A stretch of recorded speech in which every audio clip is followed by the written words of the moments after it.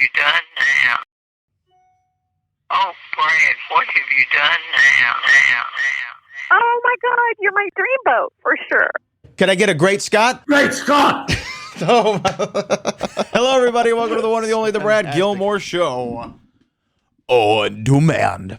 It's another fake Monday morning here in the world of the BG Show, and we have a good show for you today. As I stand up here on my computer, we are talking to a man that is known the world round. And in the great business of entertainment, it might just take one thing, one moment, 1 minute, one viral clip to make you famous forevermore.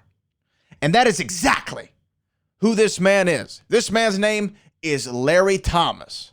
Now, if you don't know the name offhand, you will know the famous character that he played, the Soup Nazi. Yes, anyone who knows me knows I'm a huge fan of Seinfeld. I've gotten to talk to some people from the world of Seinfeld on this show before, including Peter Melman and Spike Feresten. Now, the latter of those two names, they were both writers. One was executive producer on Seinfeld, the latter of which, Spike Feresten, actually wrote the episode, The Soup Nazi, based on this real guy in New York, right? And I don't know, maybe it was a year ago, maybe 2 years ago, I had Spike on the show, and I asked him about the Soup Nazi. And I'm going to play that clip for you in a minute, where the idea came from. What was the genesis of this episode?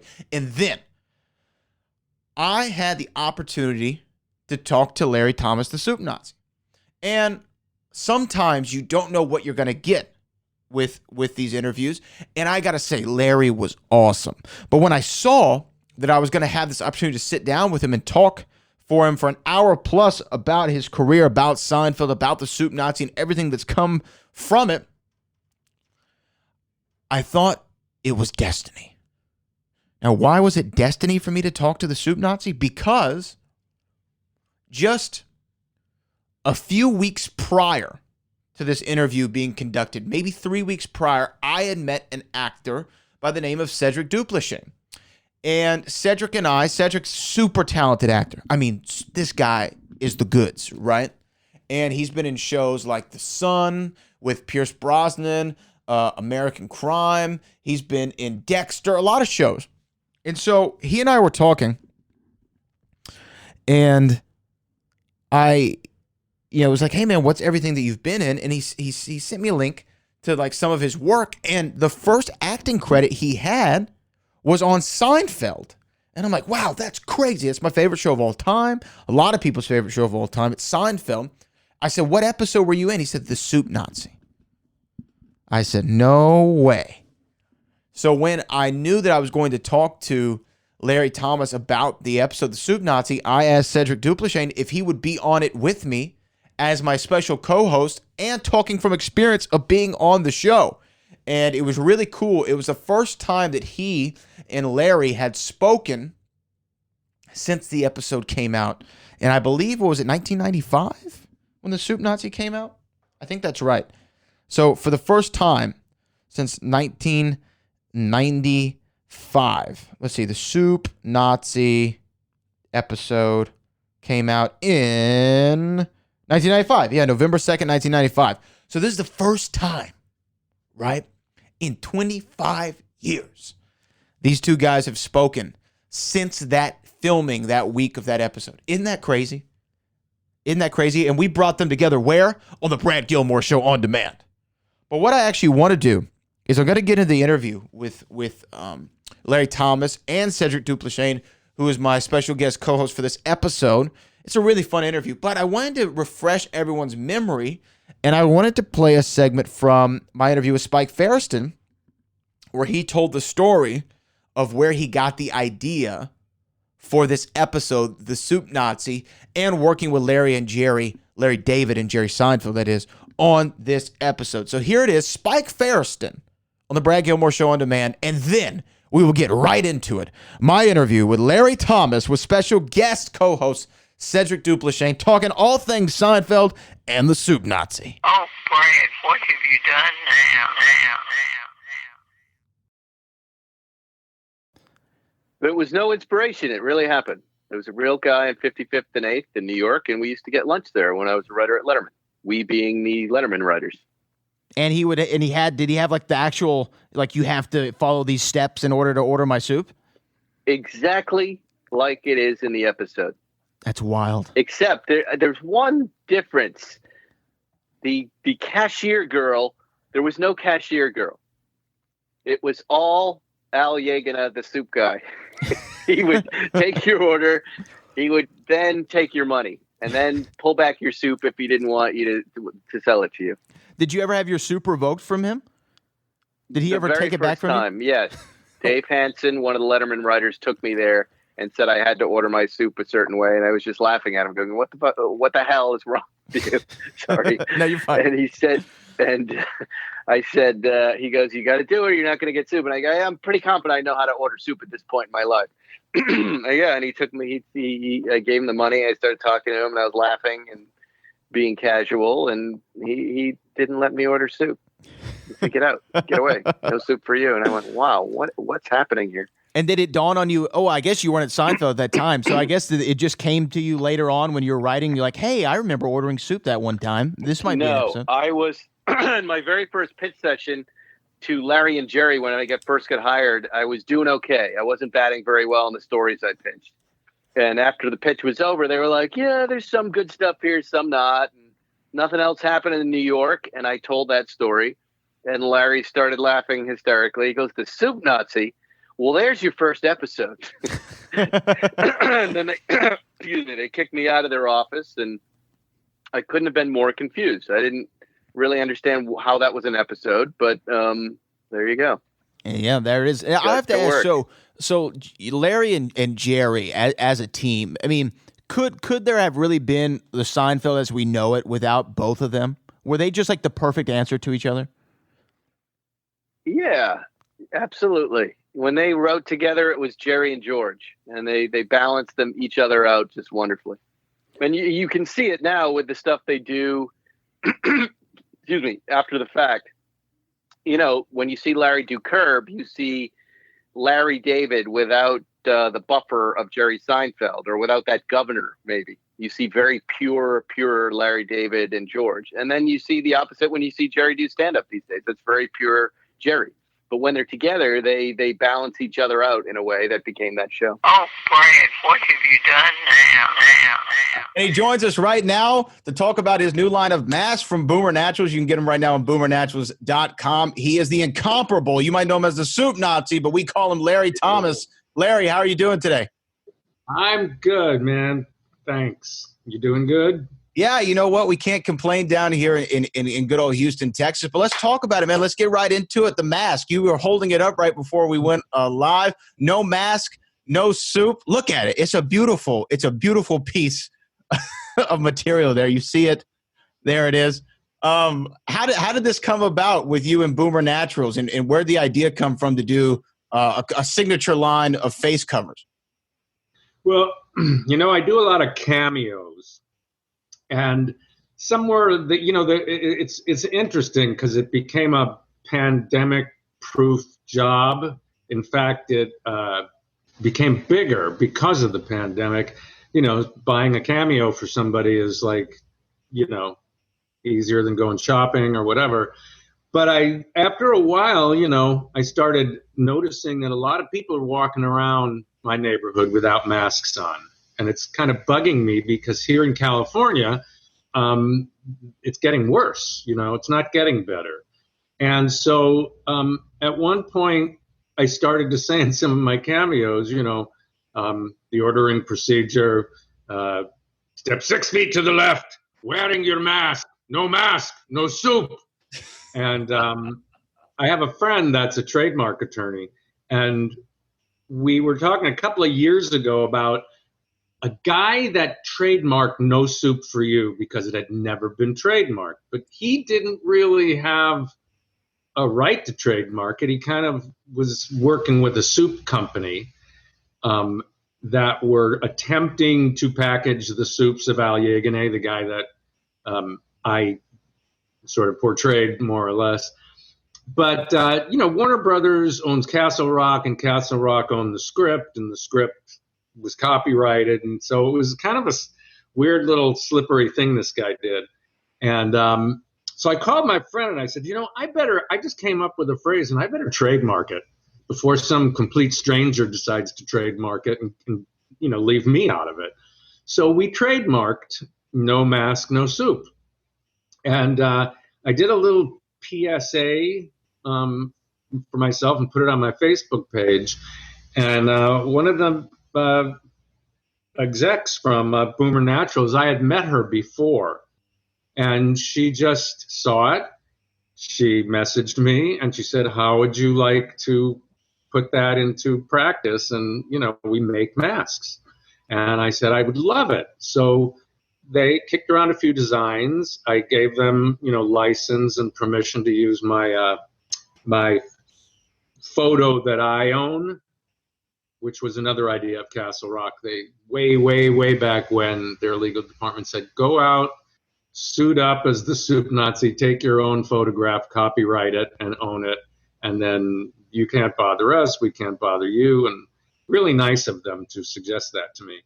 And so, I gave Boomer the licensing rights to use the phrase in my face, and they came up with this mask, and I love it. I mean, I love their design, and it's just a lot of fun. I know it's not a product, hopefully not a product that's going to be around for a long time, but just for the short time that it might be around, it's kind of interesting. I like it.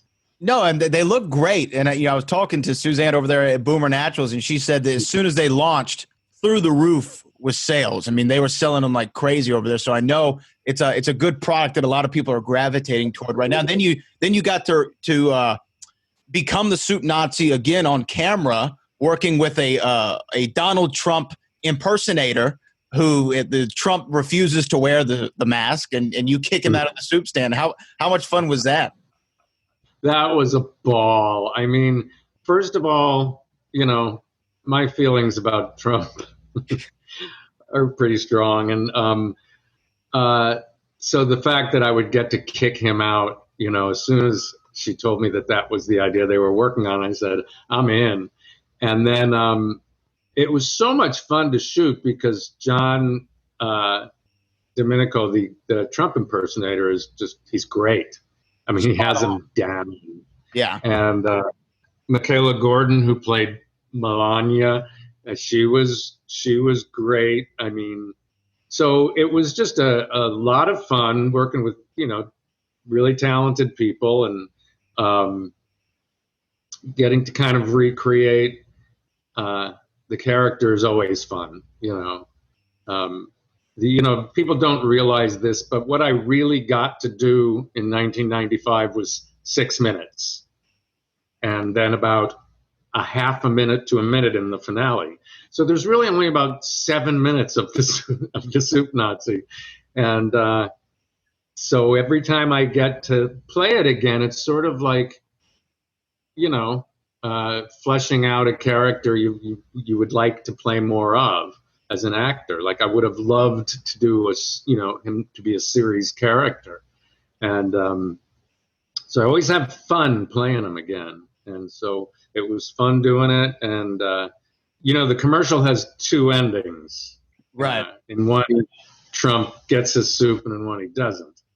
So if you go to their website, you get to watch both commercials, and then you get to vote. And the last time I was there, it was about 68 to 70% voted that he doesn't get his soup. So if that's going to tell us what's going to happen in the election, We'll see. It's funny though that you bring up you only had that limited time on screen to play the Soup Nazi, but connected with so many people, and you've been the Soup Nazi then ever since. My co-host right here, Mr. Cedric Duplechain, was actually in the episode of the Soup Nazi as well. He played customer number 2. You should have asked him whether he remembered me. Wait a minute. I do remember. Of course. You're the guy that said he's in a good mood today, right? Exactly. Yeah. and then I throw her out, and you did that brilliantly. You got this big smile on your face that just goes like,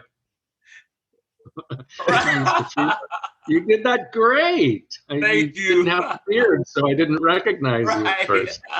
I don't know if you realize this, but I mean, I've probably been forced to watch the episode 1,000 times, you know.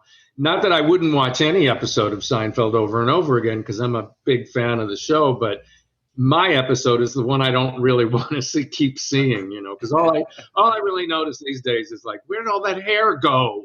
You know. But so I'm really familiar with all the people that were in it, and yes, you were great. I loved what you did. Thank you know, and don't you love the fact that they did something on Seinfeld that they didn't do on most other sitcoms? They would focus the camera on guest actors. Absolutely. If their expressions were funny. And because Yes. Jerry, I heard a story that the editor, when they were editing my episode, the editor actually told Jerry, you're kind of violating the format for sitcom editing. You're supposed to cut away from the guest people immediately back to the series regulars. Mm-hmm. And Jerry said, but if their reactions are funny, I want to see them. Right. I was just telling Brad exactly the same thing. Originally, the scripting called for them to end the scene on my face. That was a change that Jerry Seinfeld made on the set. Mm-hmm. Yes. You know, and in editing, and I'm sure I could see him now saying, "Stay on that guy's face," and the editor's probably going like, "Well, no, I got to cut to Julia or whatever." And Jerry probably said, "No, what he's doing is funny, and you never cut away from funny." And I lucked out from that. You did, and to me, like the unsung hero, truly, of that episode was an extra named Marcia, who got pulled out of the extra pool. She was actually supposed to be in the Monk's Diner scenes, and they had built the soup counter too long for me to step all the way over to the register, deal with the money, step all the way back to where the soup was. And they didn't really build it till, like, I think the last final day of rehearsal, so there wasn't a lot of, they couldn't have rebuilt it. And so I don't know if it was Andy Ackerman, the director, or Larry David, or whoever said it, but someone said, get someone to work the register who looks like, they could be working with the soup Nazi, someone who looks Middle Eastern. And they grabbed this girl, she was actually Brazilian, named Marcia, out of the extra pool and put her there.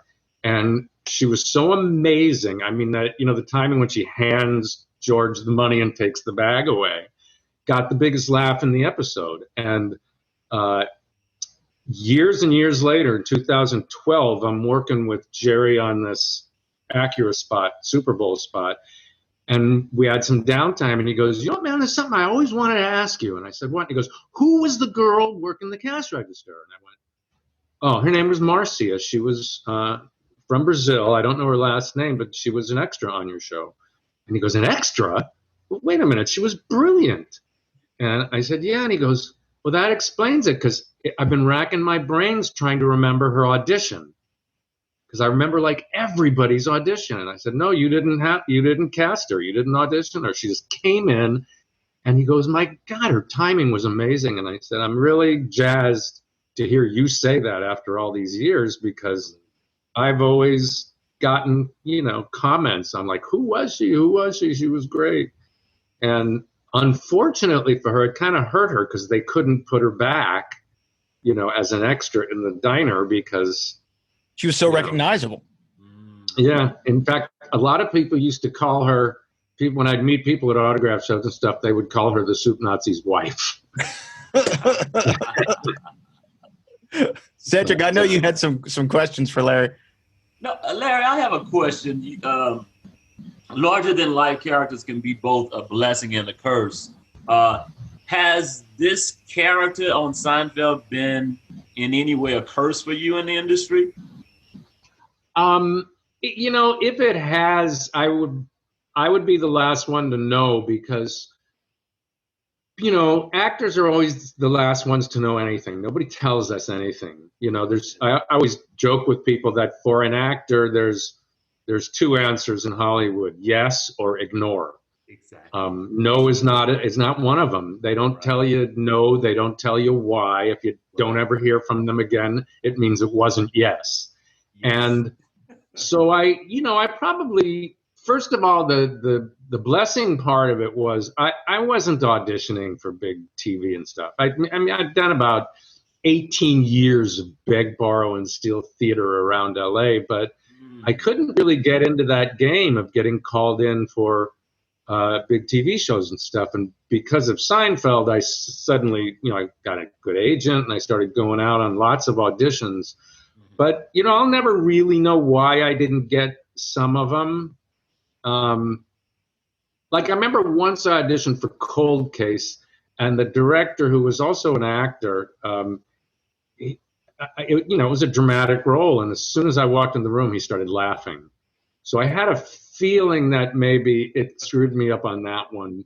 And then I did an episode of CSI, but the funny thing was, when I was at the callback, there was a whole group of people, and I guess one of the producers was sitting next to the director, and the director said to me, he goes, I was going to be a convenience store owner.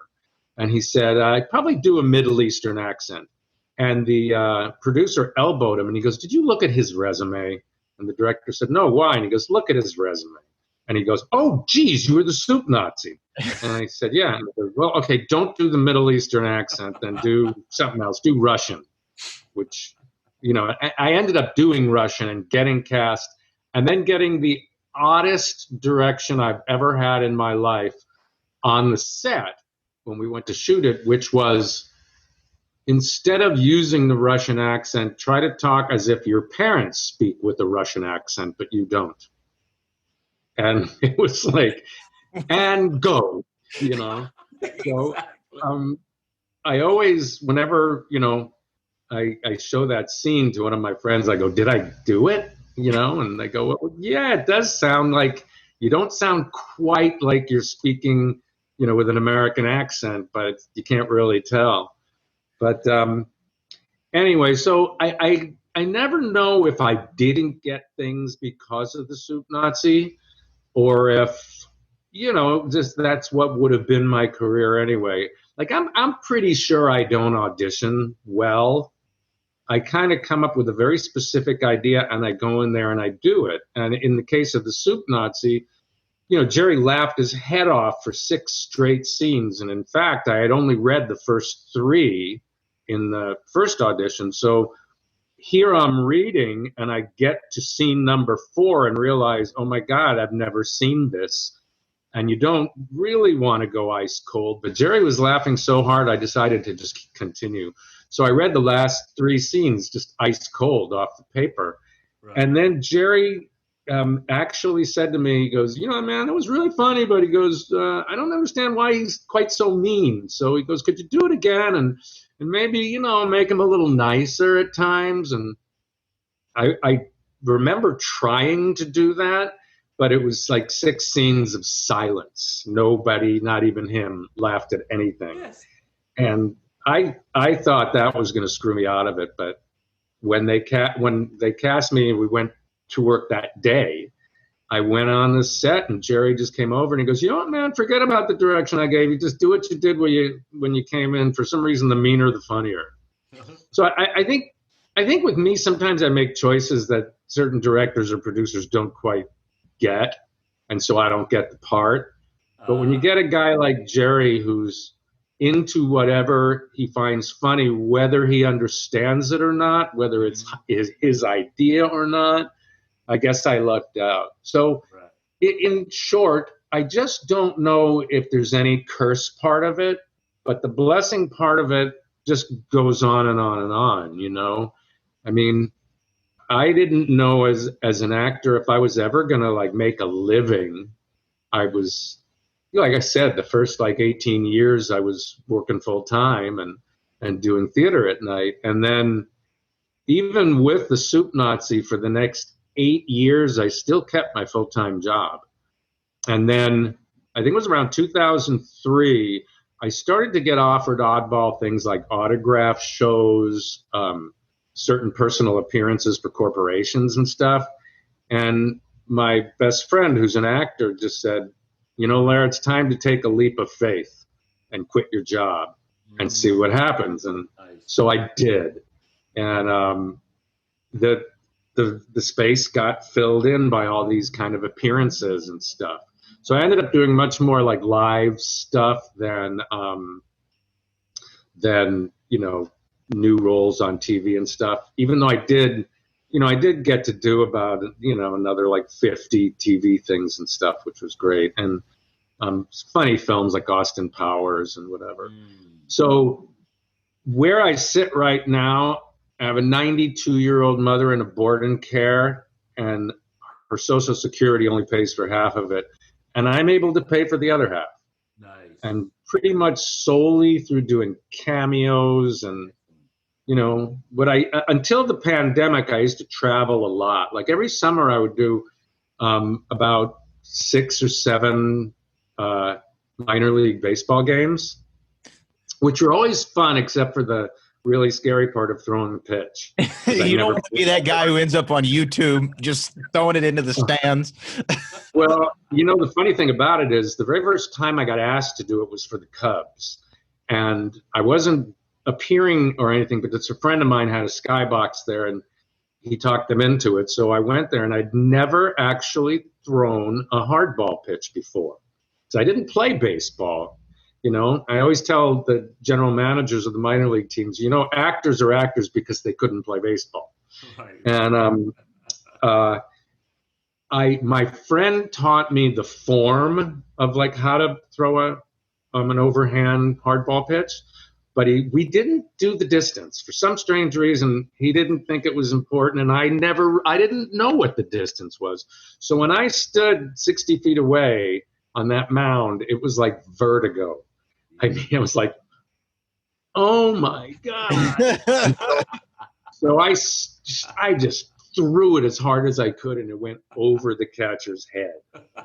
And I got booed. You've never been booed until you've been booed by Cubs fans. Yeah. They're very good at it. Kind of a badge of honor in some ways, right? Yeah. And then I had to go walk up through the stands to get up to the skybox, and then, like, great toss, Soup Nazi. Learn to pitch. Right. Only with a Chicago accent, of course. But after that, Sony did something at the White Sox game, and they wanted me to throw a pitch. So this time I made sure I was working on a low-budget film, and the producer brought a couple of gloves and a hardball, and we just practiced the distance in the parking lot over and over until I could finally just get the ball right to him. It's terrible form. You could actually look it up. There's pictures on the internet of me throwing that pitch. It's like this huge overhand snap. And I think there was a guy once in Bing Russell's minor league team that pitched something like that. But nobody else pitches like that. But it does get the ball to the plate. Well, that's the job. That's what you got to accomplish. Yeah. Right? No one will boo you if you get it, even if the catcher has to reach a little bit. As long as, he can catch it, with the length of his arm, people will applaud you.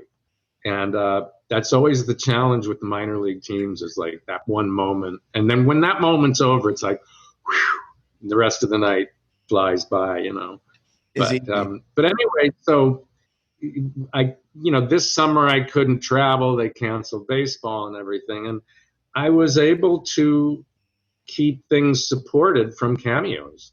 So that's incredible. It's incredible what the ability of technology has still afforded us during these times of the pandemic, even getting to talk to each other through Zoom and things of such as that nature. It's been pretty incredible. When you talk about the character, Cedric was saying, is it a blessing? Is it a curse? Cedric and I were talking a little bit before you joined us about if you were to walk up to anybody and say, name an episode of Seinfeld, the Soup Nazi episode is going to be one of the first 3 ones that they would rattle off. It's one of those most memorable shows. They would say contest, Soup Nazi, and then whatever else, right? Those are going to be – it's one of the most memorable episodes. when y'all were both on set, I guess this is a question for both of you. When you were both on set in '95 filming that episode, at the time Seinfeld is the biggest show on television, but were you, either one of you, aware of how much this particular episode was going to connect with people? Larry, I'll go to you first. Well, I was going to say go to Cedric first. Go to Cedric. We'll go to Cedric. I don't know if he heard what I heard, but I heard some grumbling around the set that someone high up there didn't like the script. Oh, wow. And he kept saying, I don't think we should do this one, man. I don't think we should do this one. And, Andy Ackerman, who's the director, had to kind of explain some of the jokes to him because he didn't think they were funny.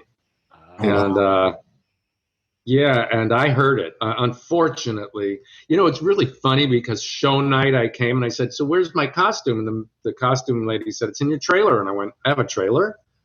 And she goes, yeah, it's right behind, soundstage. So I spent the whole week just hanging around the set, watching everybody work. It was like, it was like a great class to watch them rehearse.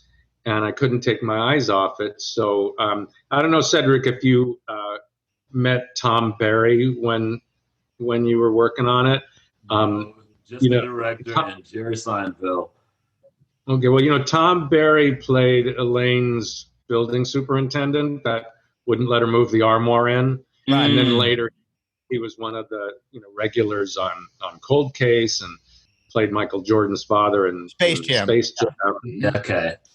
But Tom and I remember one day we were sitting in the bleachers watching a Jerry's living room rehearsal. And it was the one where Julia sort of invented the idea of slipping out of the room just when George is going, all this schmoopy stuff is making me and Elaine and everybody crazy, right, Elaine? And he points and she's just walked out the door. But she invented that. And we were watching her do that. And, we were just looking at each other going, God, wouldn't it be amazing to come to work like this every day? Yes. It was so fun and relaxed. But I did get to hear that someone didn't like the script. And so I kind of walked away thinking, I'll be lucky if it airs. Because I don't get the humor of stuff I do most of the time, when I did Austin Powers, all you had to do was look at Mike Myers' face and you kind of got it. But I didn't know the movie was going to be that big. But yeah, so I had no idea that the episode was even going to be one of their good ones. We did get a good ovation from the audience, which was a good sign, I remember. But yeah, I thought maybe that it wasn't going to be one of the good ones. Anyway, go have Cedric. Yeah, Cedric, what did you know? Did you have any idea? Oh, I think you're muted there, Cedric. Uh-oh. Did we lose him? Yeah. Here, Cedric, come out and rejoin. I don't know what happened there. Because I want to hear his answer to this. Okay, he'll come back. Sorry about this. I don't know why. We finally found out what can go wrong with this great right. I was bigging it up. I jinxed myself on that one, it looks like. Yeah. But anyway, yeah, so there was a few days. So what happened about maybe 3 weeks later, I was in this acting class, which is really how I got the job in the first place, because Jeffrey Tambor was part of the class. He was in the master's class and substitute taught us in the advanced class. But one of my classmates came up to me and she goes, I know a friend of Mario Joyner's who's like Jerry's best friend. He's a stand-up comedian. And he told my friend that they were editing your episode and they were thinking it was coming out really, really good. And that was about a week before it aired. So I said, oh, that's good news. I expected like kind of the opposite, So there was that. And then the funniest thing is the night the episode aired, a friend of mine reserved a room in this great Hollywood restaurant and reserved the whole back room with a big screen TV. And it must have been about 12 or 15 friends. And we're watching it. And she had just recently bought, I think it was a new Cadillac. And I guess it was parked on Highland Avenue in Hollywood out front. And we hear this gigantic crash. It was like an explosion right in the middle of the episode. And everybody gets up and runs out front. A van had hit her car. And it was like so demolished that we never got to watch the second half of the episode. So I didn't even get to see the whole episode when it aired the first time. Wow. And so I didn't really know, you can't really judge your own performance anyway. I mean, I always say an actor has to watch themselves at least 3 times before they can actually see themselves. Right. Like the first time, all you can see is how much got cut out. The second time, you have to deal with the way you look and the way you sound. And then maybe the third time you can actually go, okay, I'm going to really watch what I did and see if I like it. Right. So that was I didn't even get to see it, but, I know like the next day people started to stop me places and go like, oh, you look just like that guy that was on Seinfeld last night. And it was like, I was.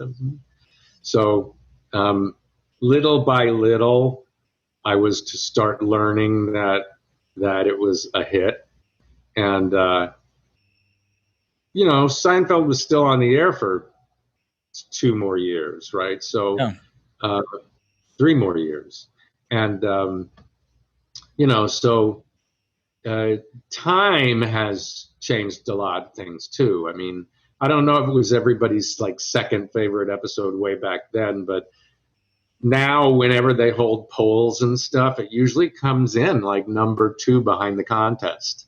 Yeah, I mean, it's like I said, if you just ask anybody to name Seinfeld episodes, those are like the first 2. Cedric, I think we have you back now. We were saying, did you feel that this was going to be a big episode when y'all were on set? Actually, I didn't. I was just so excited that was my first job straight out of Cal Arts.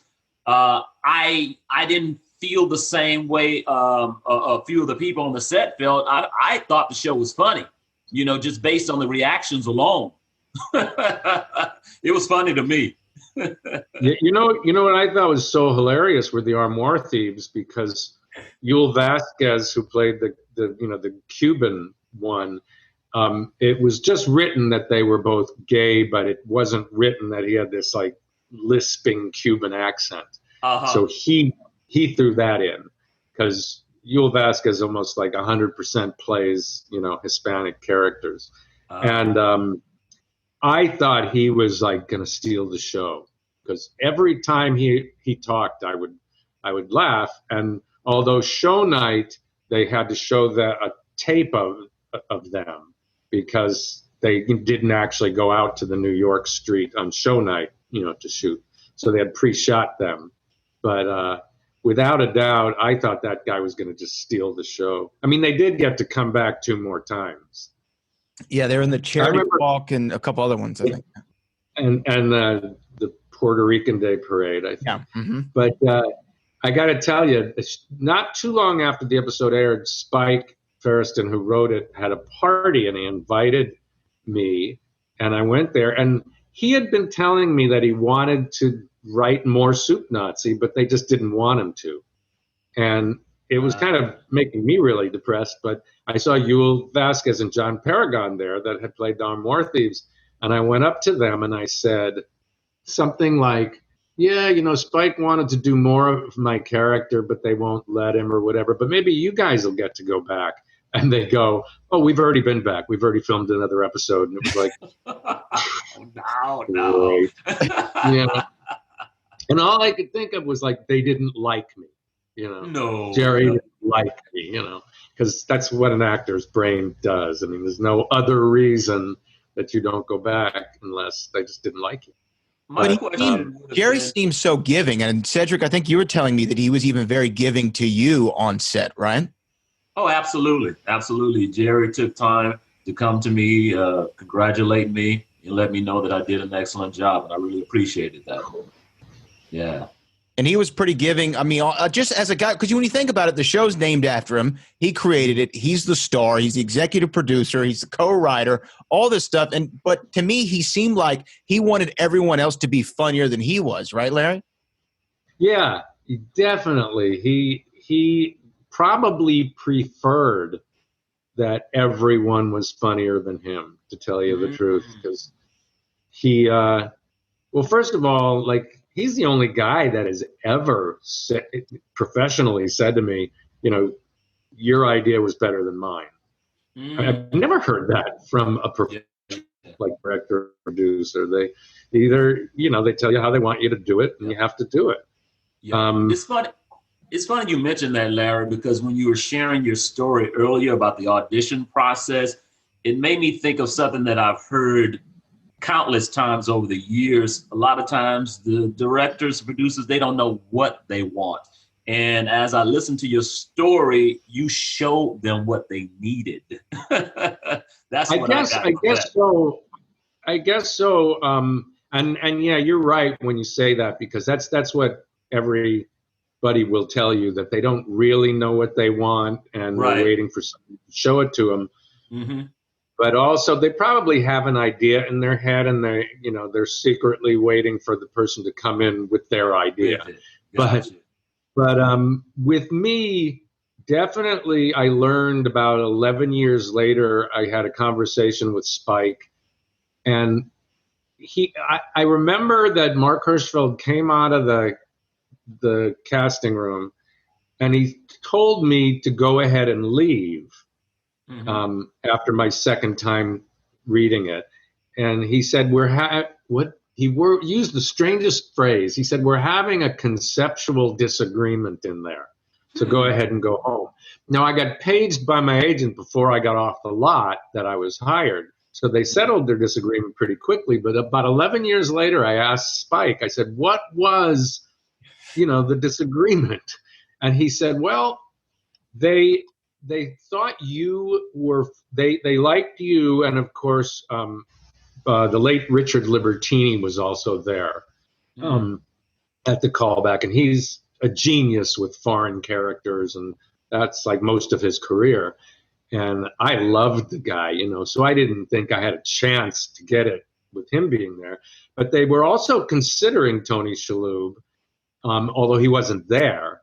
And I guess they were saying that they thought I was a little funnier, and Libertini was like number 2, but then a few people were worried that I was totally unknown, and it was a big role.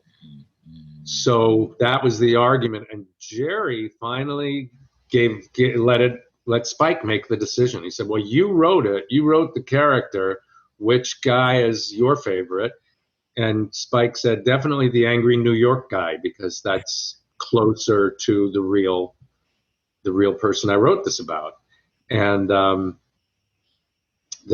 guess Jerry let him have his way. So there you go again with Jerry letting, a first-time Seinfeld writer, that was his very first thing he wrote for Seinfeld, and he let him make that decision. So there you go with Jerry again. So I have Spike really to thank, for choosing me. So with Spike, I've had Spike on the show before. Spike Ferriston, great guy, phenomenal human being, big car enthusiast. We like to talk cars from time to time on Twitter.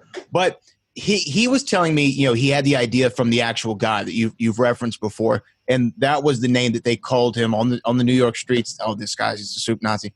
Was there ever? Okay, 2-part question. As an actor, did you want to go see who this guy was prior to playing him? And then the follow-up to that is, did you have any reservations about how now everyone's going to think this guy is after your portrayal? Well, okay, so I didn't even know that story about there being a real guy until shoot day. So I was pretty much going to do what I was going to do no matter what. But somewhere in one of the last rehearsals on shoot day, Jerry said to Spike, do you want to tell Larry any behavior that the real guy does? And I went, real guy? And Spike goes, yeah, it's really based on a real guy in New York. And I went, wow, I didn't know that. And he said, yeah, when I was on the Letterman staff, the Letterman writers nicknamed him the Soup Nazi. And that's why I wrote this. And I went, oh, wow. And he kind of said, nah, you're doing everything pretty much right. Just, he's very, all about the soup. So just, keep it all about serving the soup.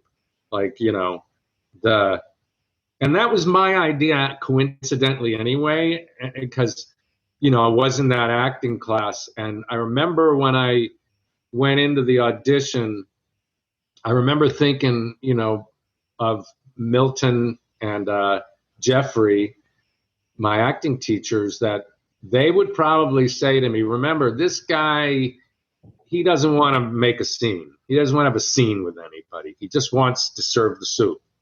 He's a person, not an actor. They used to say that, be a person, not an actor. And so it was kind of in my head to just concentrate on the soup until they pushed me too far. You know what I mean? And I could not take it anymore. And Spike kind of felt like that's the way Al was anyway. Like Al wouldn't be generally nasty or in a bad mood or anything. It's just as long as you did your thing right, you got your soup. It was just if you, the rules are there. And if you didn't just do the proper rules, he would yell at you. So supposedly it wasn't difficult to get soup from Al, but, a lot of people did get yelled at because, people just don't generally follow rules. I have on Cameo, like it literally says, if you don't read this, please don't book. And then underneath it says, I cannot do commercials and I cannot mention company names. These are just for friendly, person to person, personal things. Do you know that at least every 2 days I get a total attempt at a commercial? At least 4 times, 5 times a week. I get these ones that are like, hey, if you are going to buy a house from, and then you can decline it with a comment. And I just like, what part of I can't do commercials did you not get? Yeah. And I probably shouldn't be a wise ass, but. You got to let them know what time it is sometimes, Yeah, because it does. People that can't read things and follow rules do bug me. So there's where I am like the soup Nazi. Is like I am bothered by people that can't follow simple rules and stuff. And so many people are like that. They just have this sort of contrary behavior, where they almost intentionally do things the opposite that they know they're supposed to. So, so I didn't really let the knowledge of Al at the last minute change anything I did. And then the second half of your question was, what would you say? Were you worried that your portrayal would now be projected on this guy forever and people would think that he's just this angry person? I didn't really think of that at all. And almost immediately, literally, the show airs on Thursday. By Friday evening, friends are calling me going, are you watching the news? I'm going, no. And they're saying, watch the news. And I said, why? And they've got clips of this real soup guy in New York alongside of you from Seinfeld. So all weekend they were running these clips of Al and me sort of side by side. And I was inexperienced with the rules of television at the time. I thought I was going to be making money off that stuff. But it's called newsreel. You don't get paid for it. But so I was all weekend and probably another reason why my character's popular. All weekend long, I was being shown over and over and over again on the news. Nice. And they were showing the real Al. So I got to see very quickly what Al was like. And he was, just as rough. I mean, he had a slightly different voice and everything, but he could be just as rough as the character I played. So I didn't think it was going to hurt his reputation or anything. The one downside was maybe a week or two later, David Letterman had Al as a guest on his show, and David Letterman introduced him as my next guest was on an episode of Seinfeld. And it was Al, not me. And I went, no, everyone's going to think that, he played himself and that, there goes my career. And I even called the Letterman offices, but all they told me is Dave never apologizes and he never retracts. And I went like, great. So, thanks, Dave. I appreciate it. Right. Yeah. Exactly. Thanks for ruining my career, So that was my big fear, was that people weren't going to realize it was an actor and I wasn't going to get like the credit for it. Yeah. And, to this day, I mean, when I was still doing personal appearances up till the pandemic, if I would do an autograph show, I'd still get a large number of people that would come up to me and say, I was at your soup stand and it was closed. And I would have to go, no, it's not my soup stand. I'm the actor who played the part on the television show. I'm not a restaurant owner. Yeah. And it's really the reason I wrote my book. And if you guys have never seen my book, I wrote a book called Confessions of a Soup Nazi, an Adventure in Acting and Cooking. Right, yeah. And it's a book about a journeyman acting career mixed with 52 of my actual recipes that I cook and like where they intersect and like why I would cook something a certain way.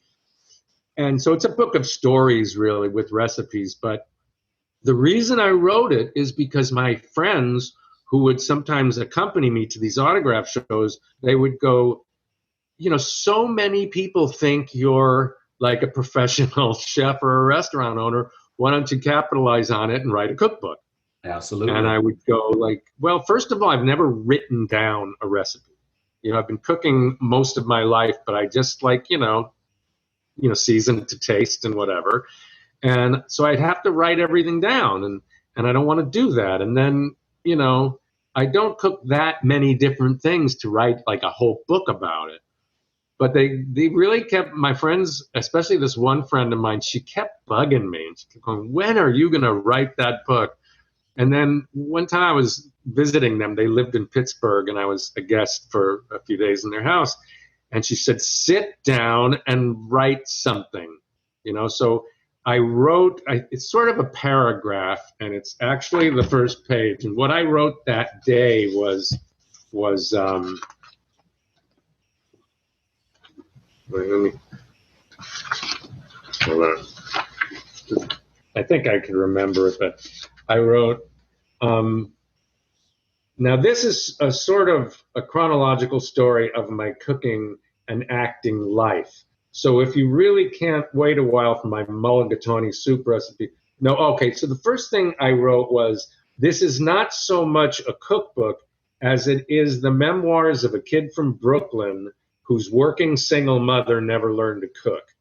It was either learn to cook or live with eating TV dinners and macaroni with ketchup his whole life. Macaroni with ketchup was the only thing my mom knew how to cook. And anyway, so that's what I wrote, that like paragraph. And I stuck it in the desk drawer of the room that I was staying in, and it sat there for a year. And then a year later, she finds it, I guess, and she scans it and emails it to me and said, by the way, here's that page you wrote last year. Write something else. And so I went, okay. So I went from that to like when I was a little kid learning how to make eggs and my first like solo thing I invented was the leftover pasta omelet. Like I put some leftover pasta, rolled it in an omelet, and then put the sauce on and cheese on top. And then, bagel pizzas and stuff. And then when I was a teenager, I was working at a swap meet, and I was sampling cookware. But in order to do it, I would just cook chicken in lemon and tomato and I think it was just like lemon and tomato wedges and stuff to show that it doesn't stick. But it was so tasty that I ended up adopting that as a recipe. And then finally, because I had worked when I was 15 at a place called the Chili Place, I decided that I needed to make my own chili. So I came up with a really good chili recipe. And around that time, I happened into the theater department at my college. I was actually majoring in journalism, but there was a girl I wanted to go out with, and she was a theater major. So I just one year I just was signing up for my classes, and I took all the classes I needed to get an AA degree, and I had, time to take something else, an elective. So I thought, ooh, maybe I should take like a beginning theater class and maybe ask, Stacy out on a date. And so I took like theater acting 101 and voice and diction 101 or whatever. And just became enthralled with having to stand up and like do a speech in front of people. It was exciting. I'd never done it.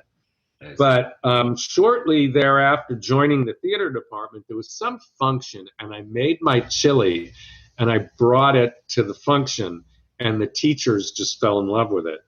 And from that time forward, anytime I get cast in a play, the joke was, hey, Larry, your chili got cast in, John Larson's play or whatever, So when I got to that point in writing, it was a few pages took me to get to that point, and said, then I stopped and I sent the pages over to my friend. And I said, what do you think of this? And she said, that's your book. And I said, what? And she goes, where your life as an actor and your life as a cook sort of intersected, and tell both stories.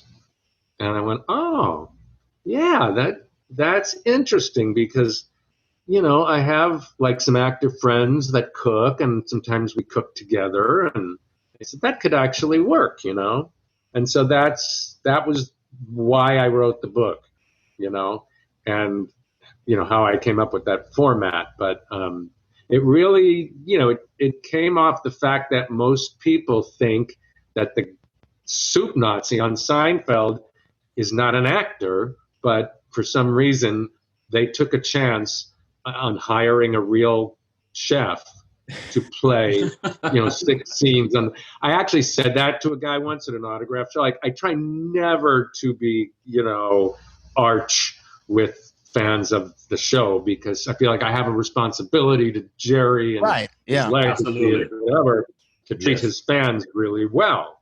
Mm-hmm. I think the best compliment I ever got was I was doing a thing for Sony, and it was about like 4 hours of meeting and greeting. And one of the Sony execs said, what I like about you is you treat the last fan the same as you treated the first fan. And I said, well, I'm trying, man. It's not happening by accident. I'm exhausted. Right. But anyway, one time I was doing an autograph show, and a guy came up and sort of, not rudely, but slightly rudely said something to the extent of, so, do you ever get the idea to maybe do some more acting after you did Seinfeld, or, was just that the end of your career? Or say, he just put it in a way that kind of made me angry. And I said, let me pose this to you, pal. The hottest show on television is going to take an episode and cast a guy that's never acted before in his life as the title character, and let him handle 6 scenes in a half-hour show. And then when the guy does it well enough to get nominated for an Emmy and the show becomes one of their most popular shows, he never acts again. Right. The guy, he had to let him know. He just looked at me and went, yeah, you're right. My bad. And he walked away. Right. And I had a friend sitting next to me, and I went, how rude was I? And she goes, you were smiling. Yeah. she goes, you were pretty condescending. And I went, Yes. Well, I misread that one. it happens. Said you had something? Yes, Larry, you mentioned earlier your involvement in the theater. I was thinking, considering you've had, a couple decades to flesh this character out, have you thought about or entertained the idea of, writing a play, doing a one-man show? That's a fantastic idea. I've thought about doing a one-man show because I can talk for hours just about like Absolutely. the Seinfeld thing. And then if I added, the rest of my career, it would almost be like reading the book in front of an audience, But I guess the only reason I've never done it is because really I've just spent my life since Seinfeld trying to work and make money. Mm-hmm. And the thought of like doing a one-man show would be a risk of putting in a lot of time and maybe not having, a return. And so I've never really been in the position where I could do that. Like my friend and I, about, 2006, we wrote a sort of a sitcom pilot.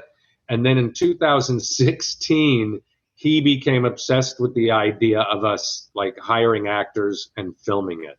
And we had had supporting roles in it as well. And we actually did it in 2016 and through 2017, but it cost us about $5,000 each, or maybe a little more. And he still wants to now work on it and turn it into a feature film, because selling a TV pilot is like almost impossible. But a low budget film, there's places to market them. So we may still do it, but we spent a lot of money on it and didn't get any money back. So. The idea of creating a theatrical event yourself rather than getting hired is daunting. Like in 2001 to 2003, I toured the country with Barbara Eden and Georgia Engel and a few other people doing the female version of The Odd Couple, playing one of the Costas-Weyla brothers. And, it was pretty good pay.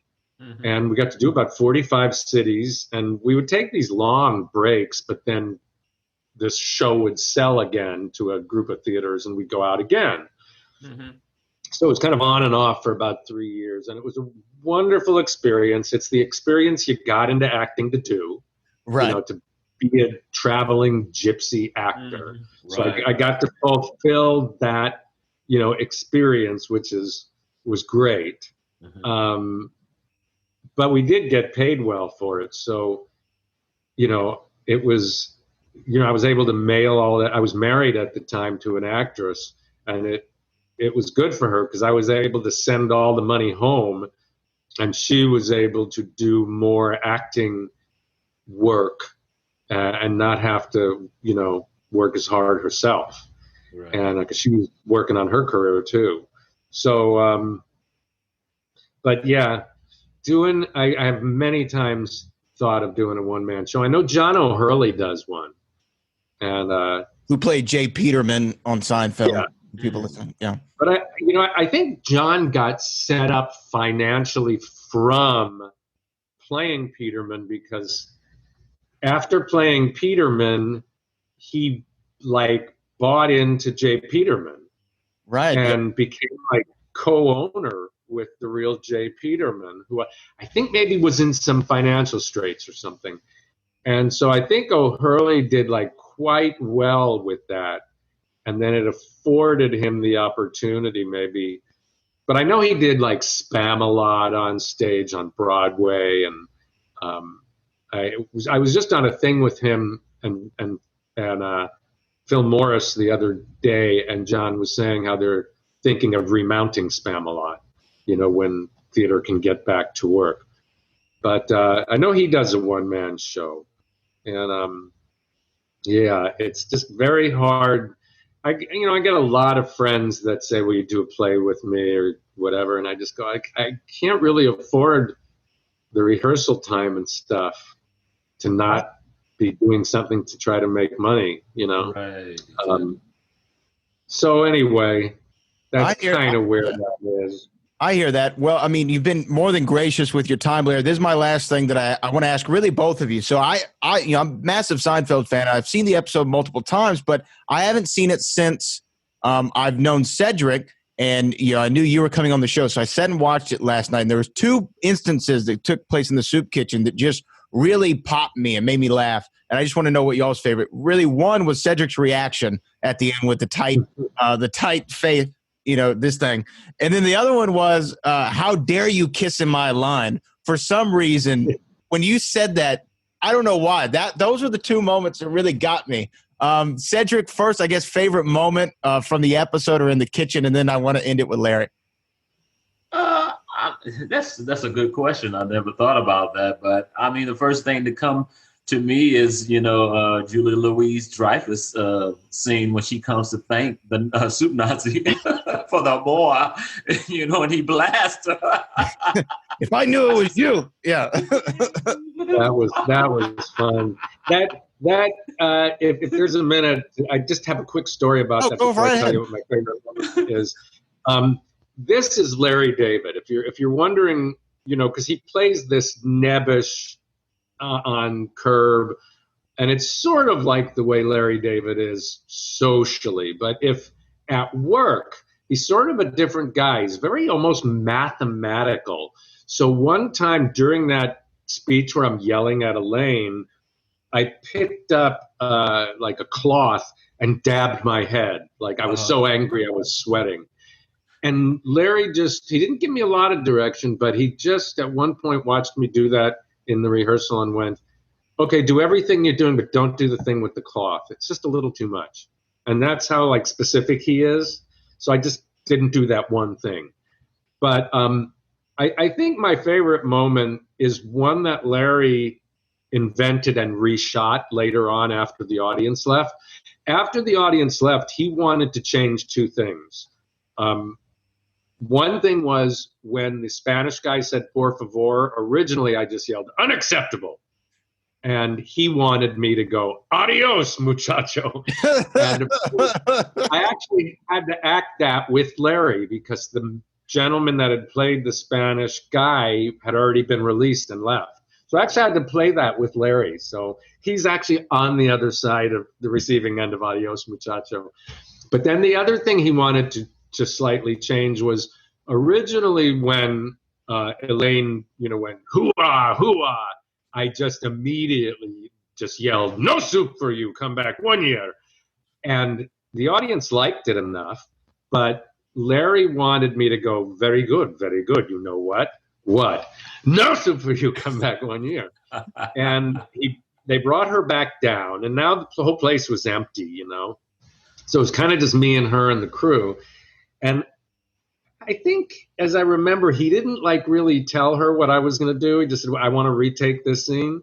So she does the Al Pacino thing. And, all of a sudden I go, very good, very good. You know what? And she just goes, what? And then I go, no soup for you. And she literally just dropped to the floor. And she was laughing. And like a minute later, she comes back up and she goes, oh, my God, you are so funny. So that's got to be my favorite moment because I made Julia break, And good. And one more thing, because you had mentioned you love There's No Kissing in My Line. Yeah. In the actual rehearsal, there was a line in the scene, you just cost yourself a soup, Fraulein. And when we rehearsed it, the cast got into an argument, sort of, over how you pronounce is it Fraulein, Fraulein, Fräulein, and they're going back and forth and back and forth. And I'm like, dare not say, I wouldn't know anyway, but, I was too scared to speak up or give an opinion. And so I think they shot me saying it both Fraulein and Fräulein. And then they cut it. So that's why the whole argument. You just cost yourself a soup. And it stops abruptly because I took a breath and they had to cut it. And, That's awesome. So it's not there.